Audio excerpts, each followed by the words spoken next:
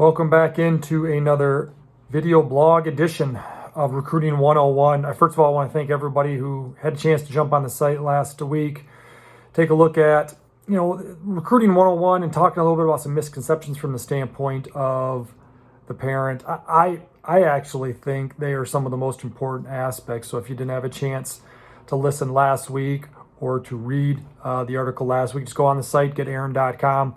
Take a look at some of the thoughts. These are all thoughts and ideas and beliefs that I have gained over my time of coaching and just being around the game.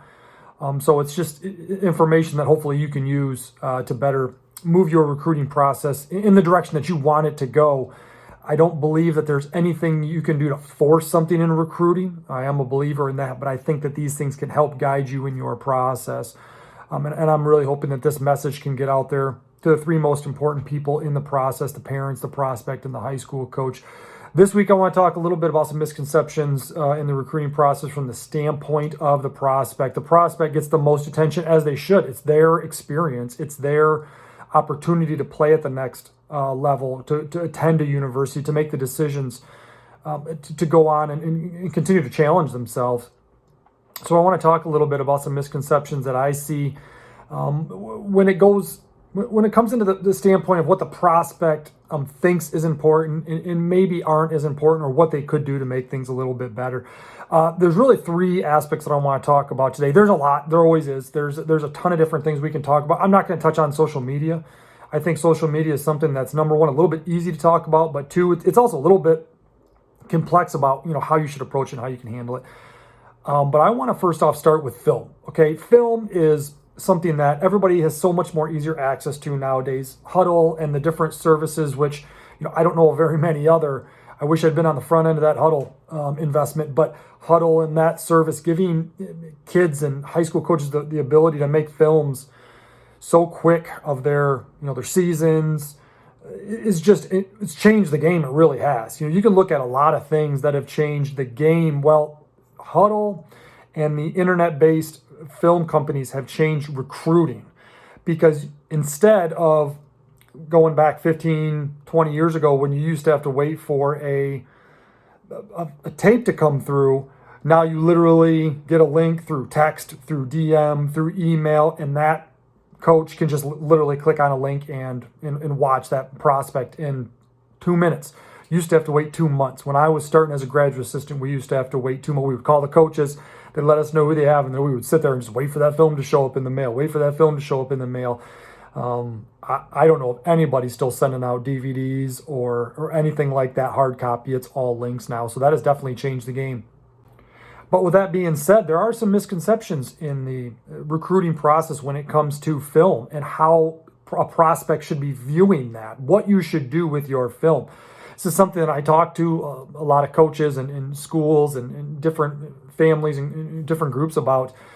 Number one, outcome versus talent. I think it's one of the biggest misconceptions that I saw in my time as a college coach, that I want to make sure that prospects know a college coach is not looking for the outcome. The outcome may be a byproduct of what they're evaluating, but the reality is the outcome of a play is not as important as what talent you're showing on that play. Okay, again, there's so many things that come into play with recruiting. People want to talk about you got to be a high character individual. That is true. You have to be a high academic individual to keep all the doors open. That's true. But make no mistake, what is the fundamental element of you being recruited to play college football, basketball, volleyball, whatever it is? Okay, we can talk about all those other things, and I am as big of an advocate on all those things as anybody, but do not forget the fundamental element is your talent. Okay, the reality is you want to show things on your film that give college coaches an idea of what they're getting to work with from a talent standpoint. Okay, and this is an example I can use from the standpoint of how a college coach watches film. When I used to watch running backs, okay, I was a running back coach for a couple years and was really always kind of involved in that part of the game anyways. But when I would watch running backs, I wanted to see them make somebody miss. I wanted to see them defeat a defender. Okay, I wanted to see them win a one-on-one battle. Okay, if I saw a play where a running back just ran around the outside and no one even touched him and he scored a 70-yard touchdown, that was not as impressive as maybe a 4 or 5 yard run where he was able to defeat one or two tacklers, use offhand combat to beat somebody with a stiff arm, to make a physical play where they ran a defender over and were able to keep their balance. Those are things that I can work with, okay? And as a coach, I would always say to myself, like, listen, there's going to be times the three technique's going to get cut loose when you're playing Grand Valley or Ferris, or at North Dakota State when we're playing Illinois State in Youngstown, and all these other coaches are saying the same thing. There's times that guard is going to miss his block, okay? And I want to see what you can do when it's not all perfect. So I think a lot of times there's a misconception that they want to see outcome, that they want to see touchdowns or interceptions, which is the next example I'm going to use next. That's really actually not the case. They want to see what kind of talent you have to work with so they can then put that into their own programs. Okay, and the interception thing is also another great a topic that I can touch on as an example. I think sometimes there's such a misconception that, well, my son or my daughter or I, as the prospect, had 4 or 5 interceptions this year. But when you go back and look at them, it was 3 underthrown and 1 where the quarterback was hit by the 3 technique and the ball was floating up in the air and you grabbed it out of mid. That's not really showing the college coach the talent that you have to work with. If you have 2 interceptions as you're getting out of your break, driving on a comeback in cutting off the angle and an interception, that's a big time play that a college coach can say, whoa, hey, that's something right there. If you're playing over top on the deep third, you're playing the high hole safety as a safety, and you go from the middle of field to the numbers and make an interception, that's something that they got to work with. Okay, but I think I used to see so many videos where I would see a DB be 3 yards behind a receiver, the ball's underthrown, he goes up and makes a catch, and he's getting all excited, and I'm like, well, I mean, there's a really good chance the quarterbacks in this league aren't going to underthrow a pass. So that defender is going to give up a touchdown. And I think that misconception on what that film needs to show, okay, is something that I talk to prospects and families and parents and coaches about all the time. Look at your film and make sure that it is showing your talent. Don't worry about the outcome. Okay, I talk to linebackers. They always want to show these box tackles. And I'm always like, listen, the game is, number one, it's not very boxy anymore. There's not very many plays that just fit into a 4 or 5 yard box. Coaches want to see you make plays in space because that's what they go up against on a weekly basis. They got to see you running down and making a tackle in space on a one-on-one tackle. Really just the opposite of what I discussed with the running back. So I'll see sometimes a linebacker, for instance, will show them coming, scraping off of his own 3 technique and making a tackle against a running back, and they'll have like 7 of those in a row. And I'm like, listen, that's great. And if you can do that once, that coach is going to be able to continue to work with you on doing it. You got to get some film out there that shows some range, that shows you covering sideline to sideline and tackling in space. And a lot of times the young man may not understand that, hey, listen, I just showed 7 times of you tackling in a box. Look, okay, see, one of those is great. The other thing I talk about with offensive linemen, I'm not going to go through every position. This is going to be the last one, is, you torquing somebody and throwing them on the ground is okay. It shows some aggressiveness and all that, but they want to see you getting out and running. How well do your feet move?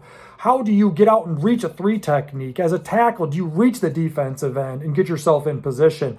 All this constant just torquing and grabbing people and throwing them down. I see it all the time, and I just think it's something that we can make sure that if you want to be recruited properly and get properly evaluated, make sure that the film that shows your talent is on the front end. That's one of the biggest misconceptions that I deal with on a daily basis when it's watching film, or a high school coach will send me his players and I'll watch them and be like, hey, listen, there's some talent in there, and I have all the time in the world to sit here and watch 10 minutes of film of your prospect. But the reality is, a college coach may not have that much time. You may have to go through 40 or 50 films a day. And you know what? The truth of the matter is, he may have to get moving on after a minute. And I talk to clients and prospects all the time about the reality is you may only get a minute. And that may not seem fair, but I always give this example when I talk to especially parents. I remember reading a book, I'm pretty sure it was in the Junction Boys, where Bear Bryant was talking about, if I can't find said player in the first 6 plays, then he's not good enough to play at Alabama. Okay, I think it was a recap after he left A&M, and he was talking a little bit about his experience. It was one of the Bear Bryant books I've read. I might be misquoting the book, so don't fact check me on the Junction Boys. I know it was a Bear Bryant quote, and that still resonates with me. Listen, if it takes me 5 minutes to find your best plays, number one, it's a mistake on you, but number two, there's a lot of other plays that aren't are showing me that maybe you're not a fit for our program athletically. Okay, so the recruiting process is one that it goes quick. You've got about a minute to show yourself. Don't sit around and put clips on there that are a better representation of your talent, of what a college coach has to work with, way in the back, because you think the outcome is more important. As an offensive lineman, you think throwing a guy to the ground is more important than reaching a 3 technique. That's incorrect. That's a misconception in my opinion. So again, I wanted to touch on that first, because let's not forget that if your talent isn't such that they don't think that you can fit in there, there's a really, really good possibility that you're not going to be recruited by that program. And that's okay. They shouldn't recruit players that aren't good enough to play for them. But the reality is your talent has to start this process. When I think about number 2, this is something that is really tricky, okay? And it's something you cannot fake, but I do talk to prospects about it all the time. And I use the word aggressiveness, okay? But as I was giving a seminar and I was talking with a high school coach, he said, maybe a better word is even enthusiasm. You have to show aggressiveness and enthusiasm to life when you are meeting and talking with college coaches. They do not want to think about, okay, I'm going to have to drag this young man along, because the game of football is tough. It's aggressive. It's a physical, violent sport. That's just the nature of it. It's as safe as it's ever been from the standpoint of health and safety procedures, equipment, but it is a violent sport. Every sport can be made for that. You have to be an aggressive, enthusiastic player out on the field, on the court, to be the best version of you. And you have to do the same thing in the recruiting process. I see so many prospects that are timid. This was always the number one thing. I'll give everybody a little bit of a clue. And this is maybe easy, so you probably already know this. Shaking hands. That was the number one turnoff for me as far as a recruiter. When I would meet a prospect and I would go to shake his hand, and his hand was like a wet fish in mine. And you know what? I'm not a massive break your hand guy. I have some family members on my mom's side. You shake their hand, you can put your hand in the cast afterwards. They got a hard grip on their handshake. You don't have to try to break somebody's hand, but that is a number one component, man. That is how you are setting yourself apart. That is how you are selling yourself from the first meeting. And that stuff matters in the game of football. It matters in volleyball and soccer and basketball. Coaches want aggressive players, not over the line, not out of control, but at the same time, aggressiveness. And I loved what that coach said. Maybe even a better word is enthusiasm. And here's an example for point number 2. When I talk to prospects and their families, I'll ask them, what are your grades? And if I see a prospect do this, look over at mom or dad, number 1, I know what we got to work on. You cannot be looking to somebody else to answer your questions. When you get a chance to step on campus, whenever that opportunity comes up, and we're looking at June 1st now, as the NCAAs is pushed the dead period for Division I schools back, but when you get a chance to step on campus, if coach is talking to your mom or your dad more, when they're asking you direct questions, you're missing the boat. You are missing your chance to sell yourself on what kind of a person, what kind of a prospect, and an individual you're going to be on a daily basis. So when you have a chance to sell yourself, when you have a chance to talk and you have a chance to communicate, you've got to show your aggressiveness, your enthusiasm for life, because that is the number one turnoff for a college recruiter. Now, if you're faking it, they'll figure that out too. It doesn't take a rocket scientist to figure that out. But if you have a chance now to, if I'm a 2023 grad, still even the 2022s, and I have a chance to kind of start building my aggressiveness in just life and how I'm approaching life and my enthusiasm, that'll set a great foundation for you having an unbelievable fall season this year, and then as a 2023 grad, even another. So it's okay for you to work on this. I don't think this is anything where, if you started doing this, you're going to fool a college and you're going to dupe them. This is a great foundation to learn. It's a great foundation to learn for anything. You have got to show that you are an aggressive person by nature, that you are going to, when there's workouts, I'm there and I'm ready to roll.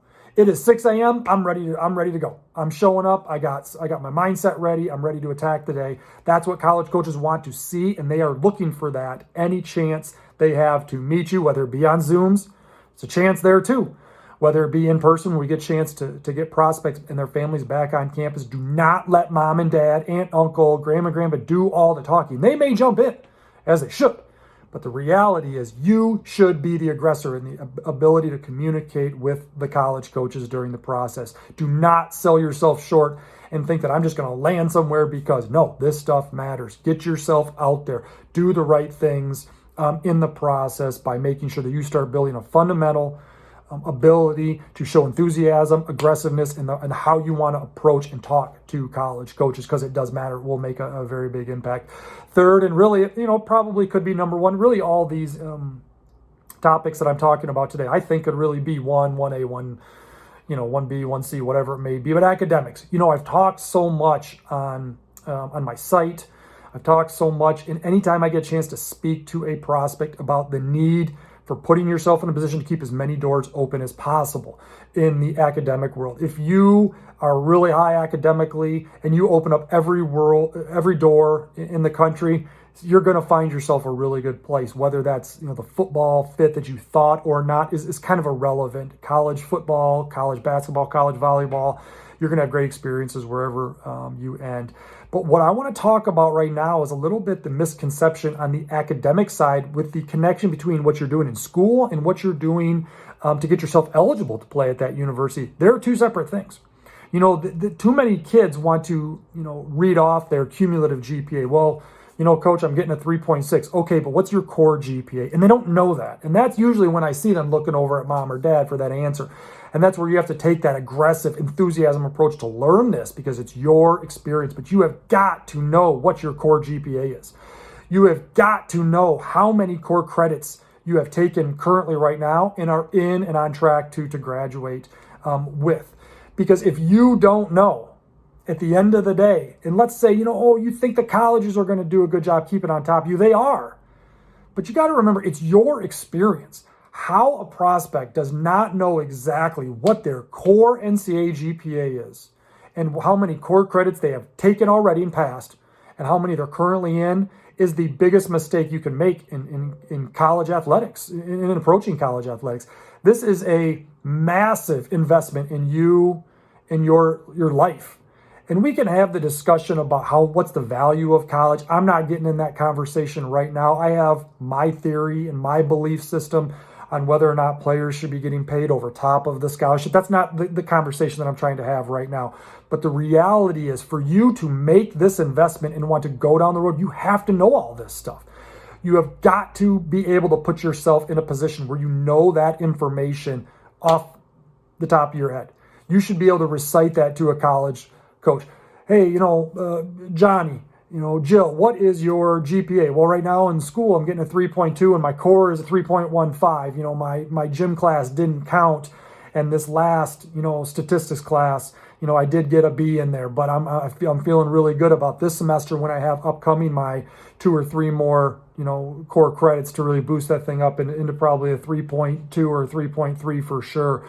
That's the stuff that you have to know that. And why you would not want to know it when it's an investment into you is really beyond me. And it was the thing that used to drive me the most nuts as a college recruiter. Yeah, the film thing, I want to make sure I see the right stuff. How aggressive you are, that would be a turnoff. But what drove me nuts is when we got past those 2 points. And now we're starting to make sure that you're eligible and you've got all your things done, that you don't know that. Because I'm always saying to myself in my mind, like, this is your investment. I'm not the one playing for you out on the field. I'm not the one getting that degree when you graduate. I'm not the one taking that job that you take. And if you don't have yourself in position, all that could be taken away from you. And I have seen very high academic, young men in the game of football, because that's where I'm familiar with, it's where I coached, miss out on eligibility because they were a half a credit short or a credit short. It does happen. And it's really no fault of anybody. It's oversight. And it really comes down to the student athlete. It's your responsibility to know these things. So when you kind of think about the prospect, there's so much going on. There is so much in your process that could possibly overwhelm you, could be exhausting. Again, I've talked before in other videos and other blogs about the ups and downs of recruiting. It is a roller coaster. You've got your own personal life going on. You've got other sports that you just enjoy playing. Maybe you're not a prospect in another sport, but you just enjoy playing it. Maybe you don't want to be a wrestling athlete in college, but you really love doing it in the spring or the winter, but you want to be a college football player. Well, that's going to take away from this process as well, too. Maybe you have to choose between a junior day visit and a wrestling tournament. Those are all things that boil up. So if you focus on these 3 things, understand that your film needs to show you as a talent, not the outcome. Okay? If you make sure you focus on starting to develop that enthusiasm, that aggressiveness in the process, so that when you get a chance to talk to these, college coaches, that it's like, okay, I'm ready to show what kind of person I'm going to be every day that I'm there in their program. And number three, you make sure that your academics, you have taken dependence on yourself, on that your academics are in line and in order, and you know exactly what they are. If you do those three things well, you're gonna make sure you sidestep a few hurdles.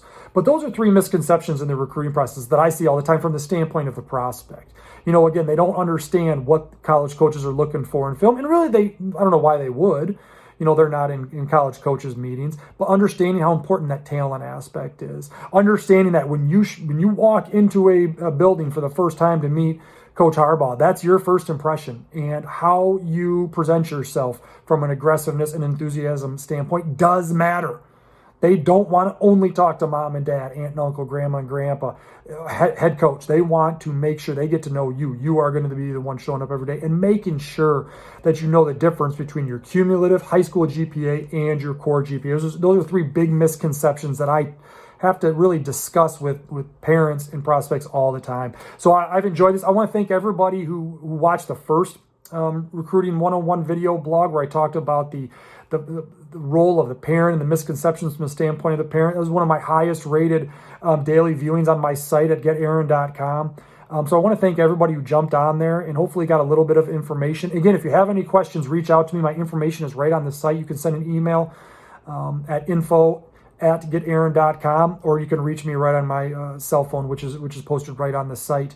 And hopefully I can answer any questions for you and guide you in the approach to make sure that you're doing everything you possibly can to put yourself in the right position. So again, thanks for everybody who's watched these. I got one more coming out next week. I'm going to talk about some misconceptions from the standpoint of the high school coach. I'm a huge advocate for the high school coach, anybody that's talked to me. So some of those things I think will be really important for everybody to hear. Again, the three most important people in the recruiting process, the high school prospect, obviously the parent, and the high school coach. I'm trying to touch on some misconceptions to help guide you through this process. But again, if you have any more questions, if there's anything that I can do to help you as we go along in this crazy time that is recruiting. Again, the NCAA has extended the dead period for Division I schools through May 31st. Disappointing, but it's not the end of the world. You have to learn to adapt. You have to learn to overcome it. And those are some things that you'll learn as you're playing college athletics that I am a huge advocate for, outside of the opportunity to win and just the overall experience that you're going to have. These are things that you'll learn, but start learning it now.